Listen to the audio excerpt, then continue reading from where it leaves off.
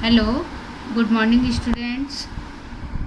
अपन आज नया chapter start कर रहे हैं। लेसन 14 है, राजस्थान में पालने योग्य खाद्य मछलियाँ, edible cultivable fishes of Rajasthan. अब इसमें देखो, सबसे पहले जब आपके यहाँ इस वाले चैप्टर में 5 तरह की आपकी फिशेस दी हुई हैं जिनको कल्टीवेट करके अपन ये काम कर सकते हैं। अगर कभी आपने देखे हों तो जैसे अपन अपने फील्ड में, खेतों में पेड़ वगैरह उगाते हैं, उसी तरीके से अपने राजस्थान में स्पेशली कोटा वाले जो एरिया है उसमें अगर आप देखोगे तो वहाँ पे आपको जो है मछलियाँ, और वहाँ बोला भी जाता है मछलियों के खेत। तो वहाँ बड़े बड़े खड्डे बनाए जाते हैं और उन खड्डों में जो है इनको मछलियों को पाला जाता है। पहले अंडे, फिर थोड़े अंडे से बड़े हुए, तो इस तरीके से वहाँ पे कोटा वाले जो एरिया है वहाँ पे इसका उत्पादन या प्रोडक्शन किया जाता है। अब देखो, सबसे पहले स्टार्टिंग में अपन थोड़ा सा इसका इंट्रोडक्शन कर रहे हैं, परिचय दे रहे हैं। जो मछली है वो मछली स्पीसीज या पाइसेस जो वर्ग है उसमें आती है। तो मैंने यहाँ थोड़ा पहले स्टार्टिंग में आपको क्लासिफिकेशन दिया है। पहले फाइलम कॉर्डेटा। कॉर्डेटा मतलब जिनमें रीढ़ की हड्डी होती है उन्हें अपन क्या बोलते हैं, कॉर्डेटा। फिर उसके बाद में सब फाइलम है वर्टिब्रेटा, और फिर क्या है क्लास पाइसेस। ठीक है, तो ये इसका क्लासिफिकेशन हो गया। फिर इसमें कुछ इसके स्पेशल कैरेक्टर हैं, जैसे ये एक्वेटिक हैं, यानी कि पानी में रहती हैं, जल में रहती हैं, और दोनों तरीके के मैराइन भी और फ्रेश, यानी कि खारे पानी में भी रहती हैं और ये मीठे पानी में भी रहती हैं। फिर उसके बाद अगर अपन इसकी बॉडी की शेप देखें तो ये स्ट्रीमलाइन मतलब होता है बोट शेप या नाव जैसी। फिर उसके बाद में इनके तैरने के लिए जो है यहाँ पे 2 तरीके के फिन्स हैं। पहला जो है पेयर्ड फिन है, जो मतलब 2 पेयर मतलब 2, तो पेक्टोरल और पेल्विक। पेक्टोरल होता है कि जब अंश मेखला या जो अपने कंधे वाले एरिए पे होती हैं, और पेल्विक होती है पीछे या जांग की तरफ जो होते हैं वो। तो यहाँ पे 4 तो ये हो गए। फिर अनपेयर्ड में है कॉडल। कॉडल मतलब पूंछ की तरफ।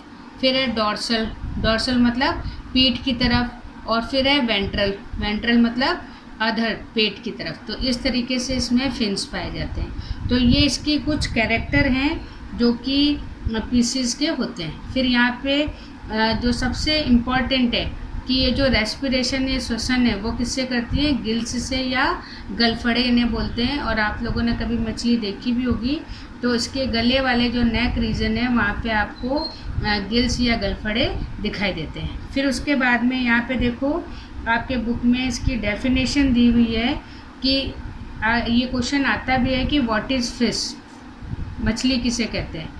तो जैसे यहाँ हिंदी में दे रखा है कि जो पृष्ठवंशी प्राणी शुद्ध रूप से जलीय जीवन के अनुकूल हो, पंखों के माध्यम से संतुलित रखते हो, श्वसन के लिए ऑक्सीजन गलफड़े से करते हो, तो उन्हें मछली कहा जाता है। ठीक है ना। तो it is a chordate animal which is adapted for aquatic medium. Its body balanced by fins and respiration by gills are called fish. तो ये इसकी डेफिनेशन है जो कभी कभी पूछ लेते हैं। तो ये तो चीज़ हो गई किसके बारे में, फिश के बारे में। अब देखो, जैसे हमारे यहाँ हैं कि जो एशिया है, एशिया में कुछ मछलियाँ क्या होती है, जब अंडे देने का टाइम होता है, अंडे देने के टाइम को हम बोलते हैं स्वार्म टाइम। तो इस समय क्या होता है कि ये थोड़ी सी दूसरी साइड में चली जाती हैं, और इस समय जो गवर्नमेंट है या जो उसके लोग बाग रहते हैं वहाँ पे, तो उस समय वो फिश का जो शिकार है उस पर क्या कर देते हैं, रोक लगा देते हैं। मछली को पकड़ने का रोक लगा देते हैं। क्यों? क्योंकि ये इनका फर्टिलाइजेशन का टाइम होता है, अंडे देने का टाइम होता है। तो उस समय अगर मछली को पकड़ेंगे तो फिर हमारे पास में इसका प्रोडक्शन क्या हो जाएगा, कम हो जाएगा। क्योंकि मछली हज़ारों की संख्या में अंडे देती हैं, तो अगर हम इन्हें पकड़ लेंगे तो ये अंडे से हम वंचित हो जाएंगे। तो इसलिए जो है इसको रोक दिया जाता है इस समय। फिर देखो, अब आपके जो इस चैप्टर में आपकी 5 तरीके की मछलियाँ हैं जो अपने राजस्थान में पाली जाती है। सबसे पहले है रोहू। रोहू का साइंटिफिक नेम है लेबियो रोहिता। ये आप लोग थोड़े से, क्योंकि नाम जो है अक्सर आ जाते हैं, तो जो साइंटिफिक नेम है वो ज़रूर आप उसके याद रखना। तो सबसे पहला है लेबियो रोहिता, और इसे नॉर्मल अपन क्या बोलते हैं, रोहू। और हमारे इंडिया में अगर देखा जाए तो सबसे ज़्यादा इसी को खाया जाता है। अब अगर आप इसको देख रहे हो तो इसका आकार कैसा है, नाव जैसा, जैसे अब ये पहले भी अपन ने स्ट्रीम लाइन पढ़ा था, तो उस तरीके से, ताकि ये आसानी से जो है तैर सकती है।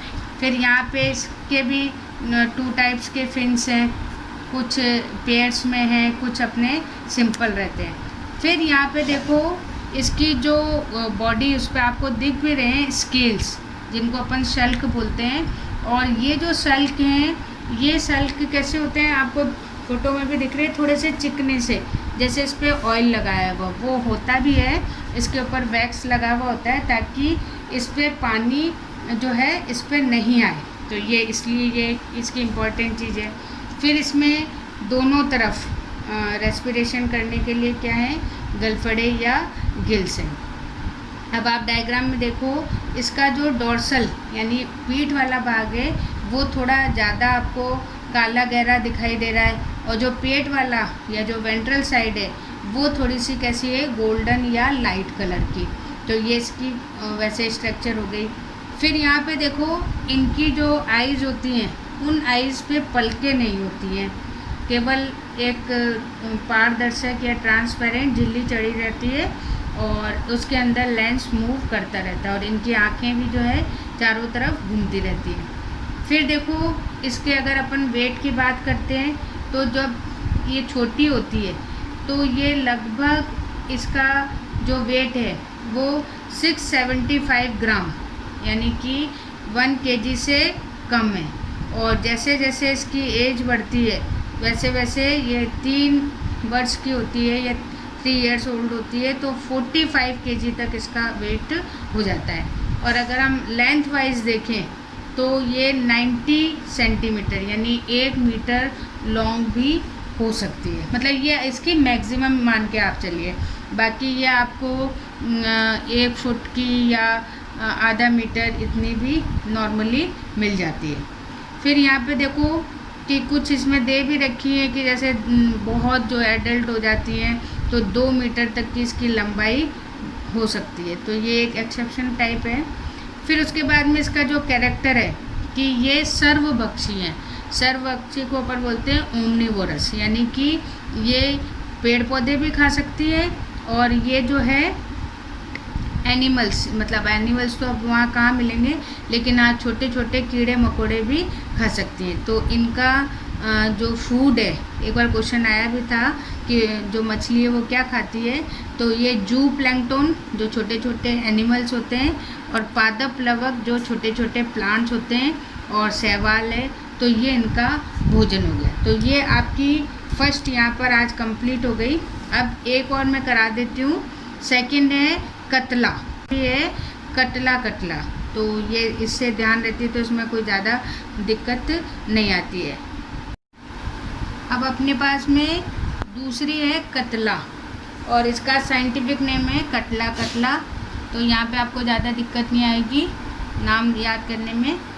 ये जो फ़िश है, ये फ़िश अगर आप लेबियो से देखोगे तो लेबियो से ज़्यादा इसका बड़ा सिर होता है, और इसमें जो जबड़ा है वो जबड़ा या जो जॉस हैं वो भी बहुत ज़्यादा फैले हुए होते हैं। अब यहाँ पे देखो अगर वेट की बात कर रहे हैं तो ये 1 साल में जो है लगभग 900 ग्राम, यानी कि वो करीबन 700 ग्राम थी, और ये है जो 900 ग्राम के आसपास होती है।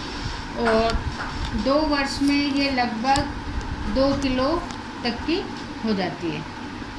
और अगर मान लो काफ़ी ज़्यादा एज की हो गई तो ये 35 kg तक भी पहुंच सकती है। अब इस पे जो है जैसे लेबियो पे थे वैसे ही आपको स्केल्स दिखेंगे, पर थोड़ा सा डिफरेंस इसमें दिख रहा है कि वो थोड़ी सी ऊपर की साइड से कम वो रोल थी और ये ज़्यादा है। अब यहाँ पे देखो ये भी सर्वभक्षी होती है और ये क्वेश्चन एक बार आया भी था कि ये खाना कहाँ से लेती है।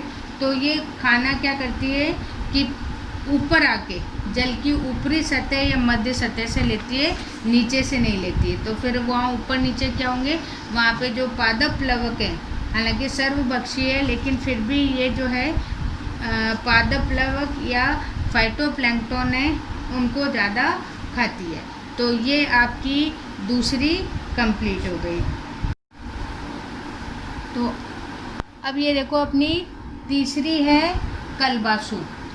ये बिल्कुल जैसे, क्योंकि इसका नाम भी अगर आप साइंटिफिक देखो तो वो ये लेबियो कलबासु यानी लेबियो रोहिता वाली फैमिली की है।